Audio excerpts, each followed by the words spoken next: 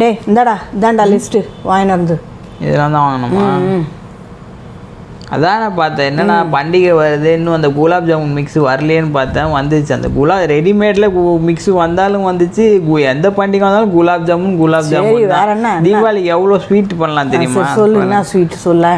Deepavali sweets போட்டா காஜு கத்லி, ரசமலாய், பாதுஷா, key laddu, milk பேடா, இந்த மாதிரி அவன் லிஸ்ட்டே பெருசாக போடுறான். லிஸ்ட்டில் கீழே குலாப் ஜாமுன் இருக்கு. அதை மட்டும் தான் எப்பயும் முதல்ல பண்ணி வைக்கிறீங்க. இப்போ அதை பற்றி பிரச்சனை இல்லை. நீ சுகர் கட்டில் இருக்கிற உனக்கு என்ன இப்போ அது எது பண்ண என்ன? நான் குலாப் ஜாமுன்னா பண்ணுறேன் இல்லை காஜு கத்லினா பண்ணுறேன். உனக்கு என்ன? நான் எனக்காக பேசல, வீட்டு மக்களுக்காக அவங்க வந்து ஒரே ஸ்வீட்டே சாப்பிட்டு இது போர் அடிக்கக்கூடாது, அதுக்காக சொல்கிறேன். தீபாவளி தலைக்கு பாயசம் தடாத. நான் வந்து இந்த குலாப் ஜாமுன் மிக்ஸே வந்து ஒரு சேஃப்டிக்கு தான் வாங்கி வச்சுக்கிறேன். என்னன்னாக்கா இப்போ எப்படியோ உங்கள் கம்பெனியில் ஏதோ ஒன்று ஒரு சோம்பு அப்படியோ ஏதோ ஒன்று கொடுத்து அனுப்புகிறாங்கன்னு வச்சுக்கோ, அதை வச்சே ஓட்டிடலான்னு பார்க்குறேன். ஆனால் நீங்கள் வந்து இந்த ஆயுத பூஜைக்கு ஒரு பொறி இது கூட எடுத்துன்னு வரல.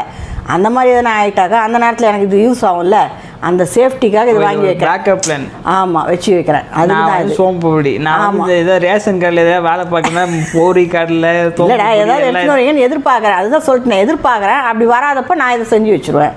அதுக்கு தான் இது இப்போ நல்ல பிளான். ஆமாம்.